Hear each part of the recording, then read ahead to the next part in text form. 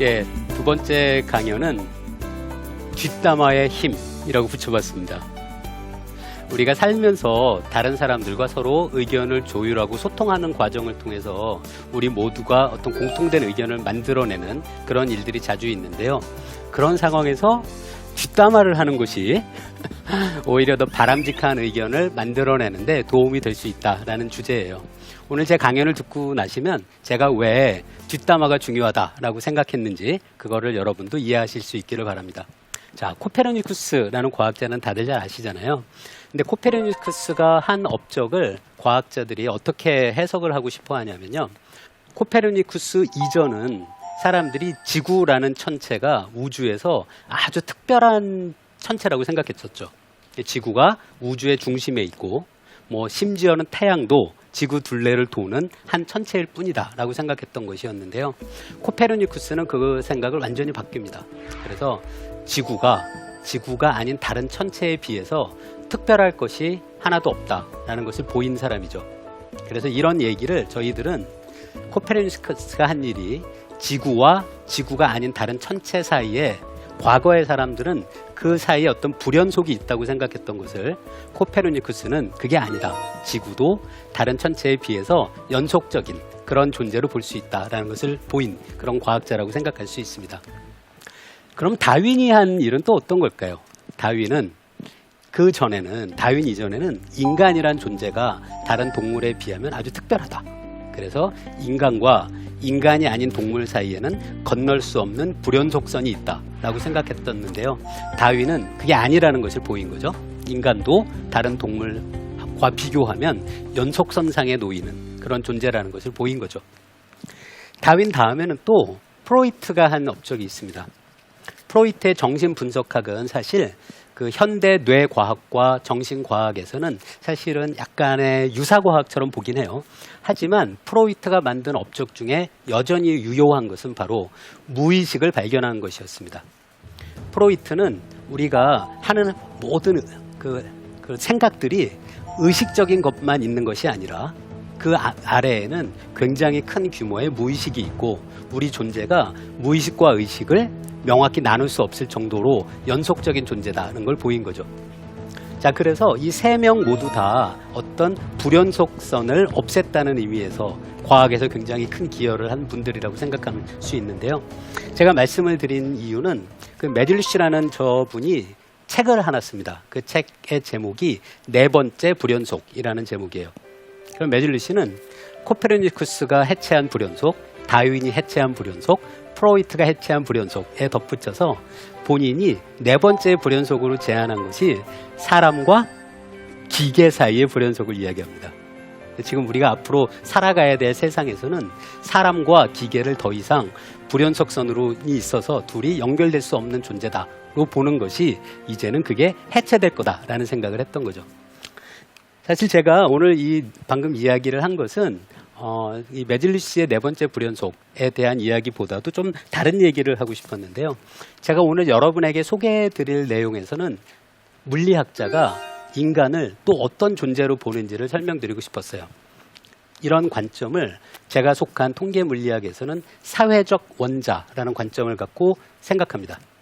원자라는 것은 아주 단순한 물리규칙, 물리법칙을 따라서 행동하는 단순한 존재잖아요. 그런데 사회적 원자의 관점에서는 사회를 구성하고 있는 우리 인간 모두도 원자처럼 아주 단순한 존재라고 가정하면 우리가 생각보다 이해할 수 있는 것이 굉장히 많다라는 그런 관점입니다.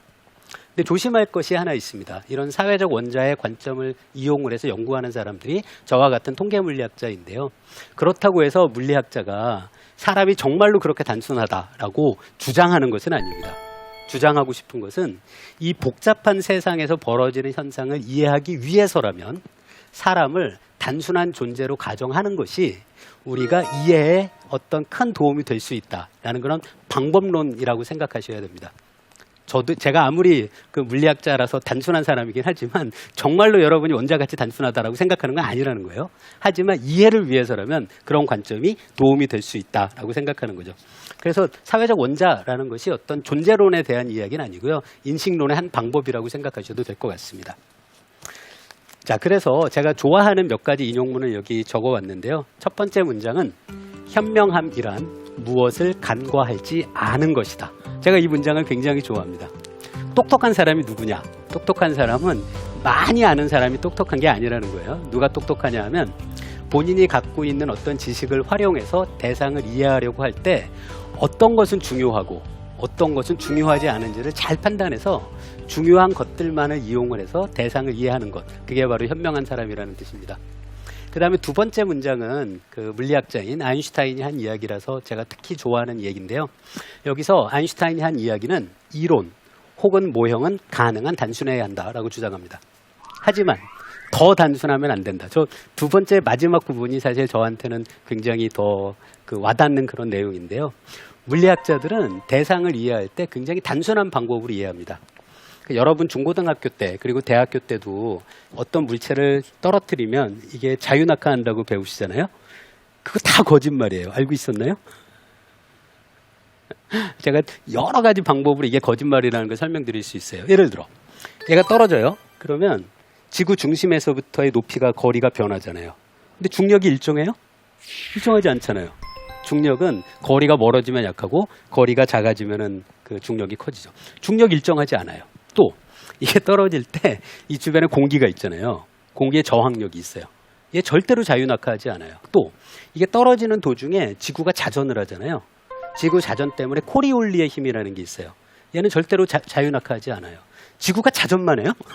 지구가 공전도 하잖아요. 그래서 사실 이 물체가 어떻게 떨어지는지를 이해하려면 어떻게 해야 돼요? 우주에 있는 모든 입자들을 다 넣어서 양자역학 문제를 풀어야 돼요. 근데 그럴 수는 없잖아요. 그래서 물리학자들이 이게 자유낙하한다라고 하는 것은 실제 일어나는 현상을 아주 단순하게 이해하는 거예요. 그래서 아인슈타인이 한 이야기의 앞부분은 바로 그 이야기예요. 물체가 제 손높이 정도에서 떨어뜨릴 때는 자유낙하에서 중력 가속도가 일정하다라고 가정해도 실제 실험 결과랑 거의 똑같아요. 그래도 된다는 거예요. 이걸 떨어뜨리는 문제를 물리학자가 이해하고자 하면서 이걸 양자역학 문제를 푸는 물리학자는 사실은 나오죠. 현명하지 않은 물리학자인 거예요. 예. 그런데 아인슈타인이 한 문장의 두 번째, 더 단순하면 안 된다는 건 무슨 뜻일까요? 이게 떨어뜨리는 걸 이해하고 싶어서 하나하나 지금 제가 제외를 하고 있잖아요. 이게 높이 차이 무시하자. 중력 일정하다고 놓자. 공기의 저항력 무시하자. 이 떨어지는 동안에 지구가 자전하지만 그것도 무시하자. 그래서 계속 단순화를 하는데 극단적인 단순화를 하게 되면 어떻게 되는 거예요? 중력도 없다. 그럼 이게 안 떨어질 거 아니에요. 그래서 아인슈타인이 한 얘기의 마지막 부분은 제게는 물리학자들이 택하는 방법에 대한 경고로 읽힙니다. 단순한 걸 추구하되 너무 단순하게 하지는 말자는 그런 경고로 저는 이해하고 있습니다. 예, 제가 지금 오늘 말씀드리려고 가지고 온 내용은 그 사람들이 서로 의견 소통을 하는데 그 소통의 구조가 어떨 때 사람들이 더 나은 의견으로 합의를 할 수 있을까에 대한 이야기예요. 지금 여러분이 보고 계시는 구조가 두 개가 있는데요. 왼쪽에 보고 계시는 구조를 가만히 보세요. 그러면 맨 위에 한 사람이 있고요. 그 사람 아래에 3명이 있고요. 그 3명 각자에 또 3명씩 있어요. 이 왼쪽에 있는 이 구조에서 여러분이 꼭 보셔야 하는 것은 바로 화살표의 방향입니다. 화살표의 방향의 의미는 1번은 2번, 3번, 4번에게 자기 의견을 전달해요. 그런데 2번은 절대로 1번에게 이야기를 하지를 못해요. 그죠? 그래서 이 구조를 보면 화살표가 한쪽 방향만 있고 반대 방향은 없기 때문인 거죠. 첫 번째 구조가 바로 뭐냐면 여러분이 익숙한 구조예요. 이런 구조들이 있어요. 가장 대표적인 게 군대 같은 구조인 거죠. 그래서 이게 바로 상명하복, 계층 구조 그렇게 생각하시면 됩니다. 위에 계층에 있는 사람의 의견은 아래층으로 전달만 되지 아래층에 있는 사람의 의견이 위에 전달되지는 못하는 그런 구조예요. 그 다음에 오른쪽 구조를 보면 제가 어떻게 오른쪽 구조를 만들었냐면 왼쪽 구조에서 출발해요. 그 다음에는 여기에다가 더 많은 화살표들을 넣는 거예요. 그래서 오른쪽 구조를 보면 이제는 처음엔 왼쪽 구조에선 3번하고 4번은 같은 계층에 있지만 서로 얘기를 안 하잖아요. 그런데 오른쪽 구조에선 3번이 4번에게 이야기를 하기도 해요. 또 11번은 아래층에 있고 3번은 위층에 있는데 오른쪽에선 11번이 3번에게 이야기를 할 수도 있어요. 그래서 제가 이런 식으로 구조를 만드는 것을 물리학자들은 좀 정량적으로 하고 싶어 하거든요. 그래서 왼쪽 구조에서 출발해서 P라는 어떤 확률로 화살표를 추가를 했다라고 생각하시면 돼요. P가 0이다. 그럼 왼쪽 구조예요. 완벽한 상명하복 구조예요. P가 0부터 점점 커져요. P가 1이 됐다. 그러면 왼쪽 구조 위에 굉장히 많은 추가적인 화살표가 붙었다라고 생각하시면 돼요. 즉 P라는 매개 변수의 값이 커질수록 사람들이 의견 소통하는 것이 훨씬 더 다양한 채널로 가능하게 되는 그런 구조를 생각하시면 됩니다. 자, 다음에 저는 이 구조 위에 이런 모형을 올렸어요. 지금 이 수식의 의미가 뭔지만 짤막하게 소개해드리면은 여기 K라는 값이 있죠. 이 K가 지금 반딧불을 생각하셔도 돼요. 반딧불이 반짝반짝하고 있는데 서로 친구 반딧불하고 얼마나 강하게 영향을 주고받는지가 바로 K로 기술되는 거예요. K가 0이다. 그럼 반딧불이 자기 친구하고 아무런 영향을 주고받지 않고요. 자기가 반짝반짝하는 게 자기 나름의 어떤 그 진동수로 반짝반짝할 뿐이에요. 그렇게 되면 반딧불이 동시에 반짝반짝할 이유는 하나도 없어요. 그런데 K가 점점 커진다고 생각해봐요. K가 커지게 되면 어떻게 되냐면 반딧불들이 다른 반딧불들과 아주 강하게 영향을 주고받아요. 여기서 혹시 이공계 대학생이시라면 이 소식을 조금 더 이해할 수 있는데요.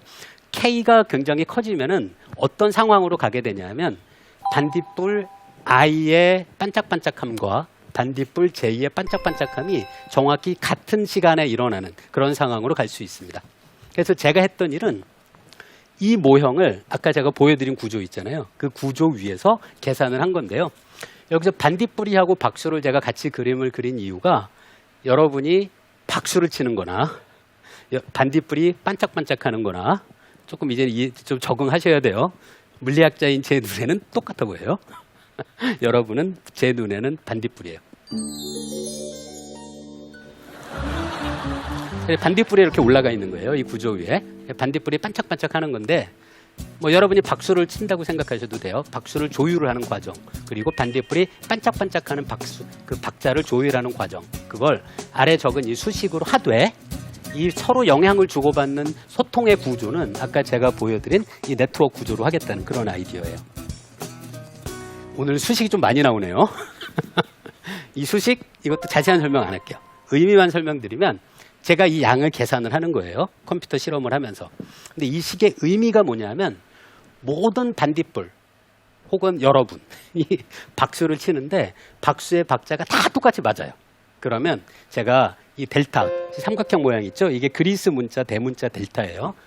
이 델타라고 적은 저 양이 여러분이 똑같이 박수를 치게 되면 이 값이 1이에요. 여러분이 다 따로따로 박수를 치면 이 값이 굉장히 작아져요. 그러니까 델타라는 저걸로 제가 재고자 하는 양은 여러분 혹은 반딧불이 얼마나 동시에 같이 반짝반짝하느냐 혹은 동시에 박수를 맞춰서 치느냐를 제가 측정하는 그 방법이 바로 이 델타예요. 델타가 크면 박수가 잘 맞는 거예요. 델타가 0에 가까우면 박수가 하나도 안 맞는 거예요.